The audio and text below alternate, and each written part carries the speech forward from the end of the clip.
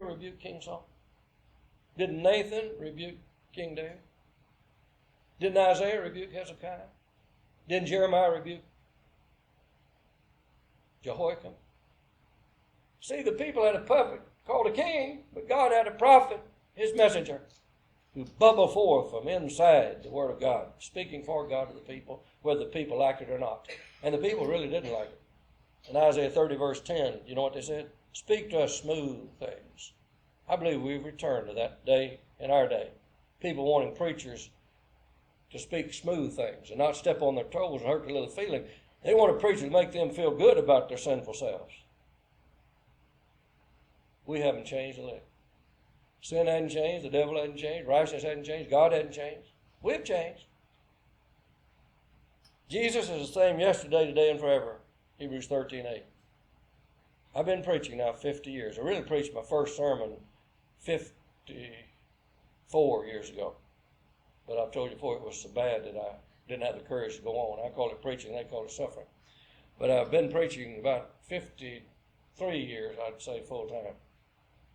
And I've met a lot of these people that don't want strong preaching. But sadly, I give you a list of 50 preachers I've known in those 50 years that have quit preaching or watered down their preaching or have left their families. Some are in jail, as well they should be.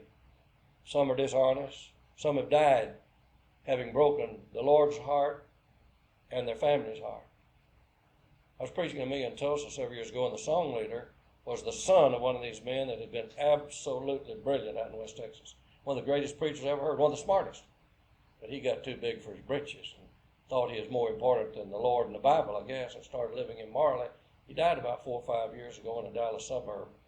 Died in sin with his wife and children, brokenhearted. That night after I found out who he was, I was in his home, this boy, and tears just welled up in his eyes because he knew I'd been in his home when he was a little boy, when I was preaching in a meeting where his dad was. We'd had his dad in a meeting and a lectureship out in Odessa where I was. Just a heartbreaking thing. But people seem to have a hard time remaining loyal and faithful or putting their whole heart into something.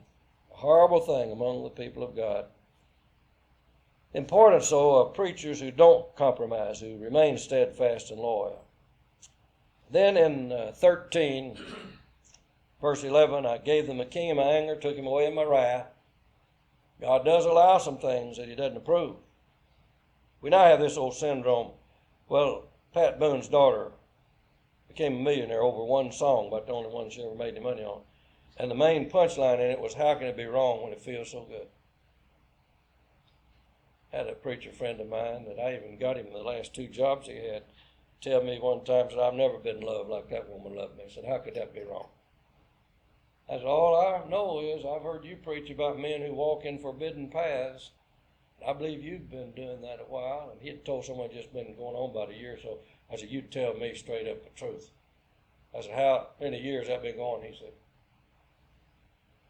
never will forget his hand coming up like that. See, he lied to God, lied to himself, lied to his family, broke up a home, hurt a congregation for several years. Isn't that a tragedy? We live in a time when people take a step away from God and they just keep on going and they don't even care. And that's why he said, O Israel, you destroyed yourself, just like Gomer destroyed herself. And then in chapter 14, verse 4, he said, in spite of all this, just as Hosea said to Gomer, I will love you freely. The compassionate, loving heart of God transcends what humanity can even comprehend. Where would we be without such incomparable love that means so much to us and gives us hope? Now, isn't it great that we can come back home? Several years ago, a fellow who was one of the best-known writers in what would be called by many the ultra-conservative Churches of Christ. He was publisher of many books. He was the best-known preacher among them. And he went real bad. I've since run into some of his sons who just wept like a little baby talking about it. And he wound up down in Huntsville as a prison guard, living with this woman he had no right to.